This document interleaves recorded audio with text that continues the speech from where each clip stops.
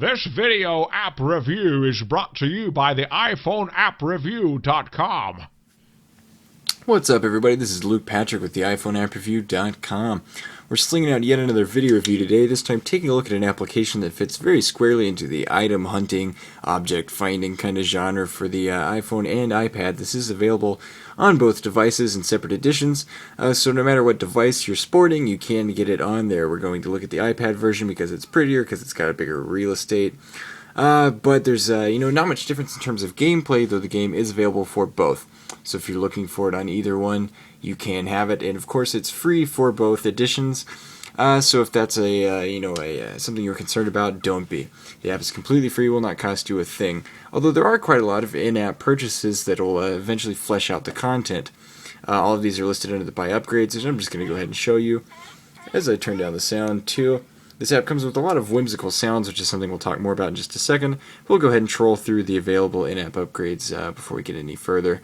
Obviously, you can buy the full city version for $3, likewise the full mountain and ice version for $3, and a couple other varieties of that package. Otherwise, you can buy hints and various things to, again, flesh out the gameplay, which I did mean to do that just now. We're going to cancel. And so all in all, it is free, though there's a lot of in-app varieties, a lot of in-app flavors that will eventually, you may want to invest in if you really like the gameplay.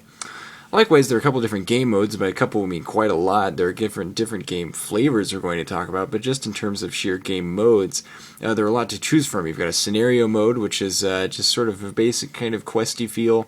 We'll show you that in just a second. There's also multiplayer that allows you and up to 4 other people to play via one single iPad or iPhone, which is a great way to do it. It has you competing with people in the room with you, so if you want to get together with some mates and play this, it's a great way to do it. There's also a sandbox mode, which is kind of like a free play in the sense if you can just go as long as you want. Actually, I forgot to mention, the app here is called Ahrbol City HD. I don't know if I mentioned that, Ahrbol. Obviously, that's the name of the app. I'm sorry if I didn't mention that up until this point.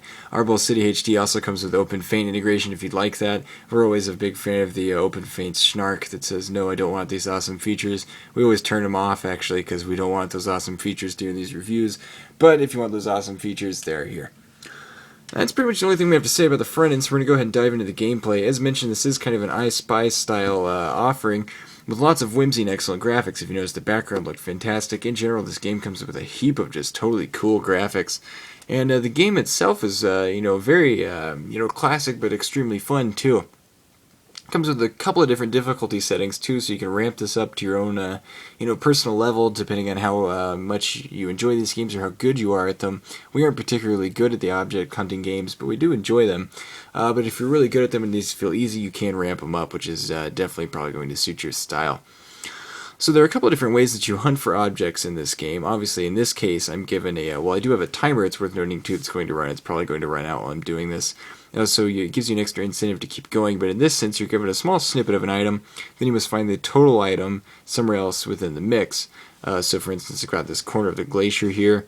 So I hit that, and then it just keeps going. You have to find 5 of these per level, and if you need help, there are these location hints. You can hit this, and get a hint like on a big yellow canoe.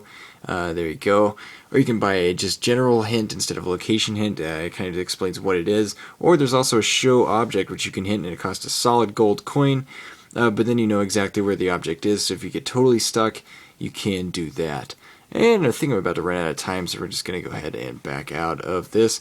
Again, lots of whimsical artwork. There's a walrus in a bathtub. Doesn't get too much more whimsical than that. So we very much enjoyed the artwork of this game. It's absolutely brilliant. Likewise, all the animations and everything else are extremely lively and kept us engaged. There are a couple of different game flavors, though, like we mentioned is the best word for it, we suppose. Because you have that, but you also have things like this, which is, I think this is the jigsaw puzzle. Oh, no, this isn't. This is actually a description mission. There are different missions is what the game calls them, but the same concept but with a different twist. Like, for instance, it says, I'm like a car that moves faster and faster over a snow racetrack. So, snowmobile. Or toboggan, excuse us, actually.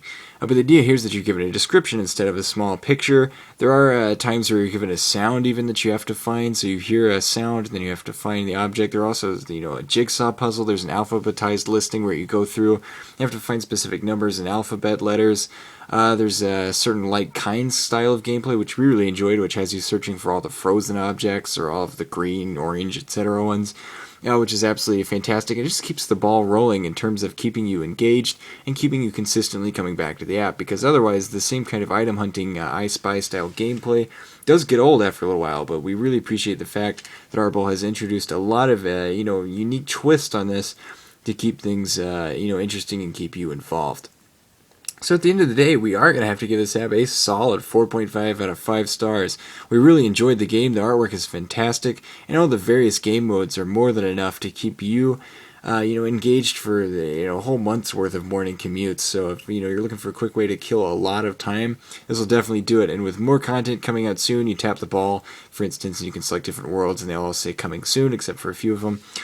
So in this sense, lots more content coming. It's just going to get better. We don't have any complaints with that, actually, so it's pretty fantastic all in all. We are going to give this a 4.5 out of 5 stars. If you're a fan of the genre or a fan of casual gaming on the iPhone or the iPad, again, this is available for both editions. Go ahead and get this. It's free. If you want to flesh it out with the in-app content, it's not much to do so via that. And all in all, it's a fantastic game. So again, if you're a fan of the genre or just a casual gamer for iOS, definitely jump on Ahrbol. That's all we have to say about it. So at this point, I'm just going to thank you guys for tuning in. If you don't mind, go ahead and check out the other YouTube videos that are on our YouTube channel. If you want to hear my voice and see some awesome apps, this is the place to do it. Or you can go to the iPhoneAppReview.com to view heaps of our written content as well.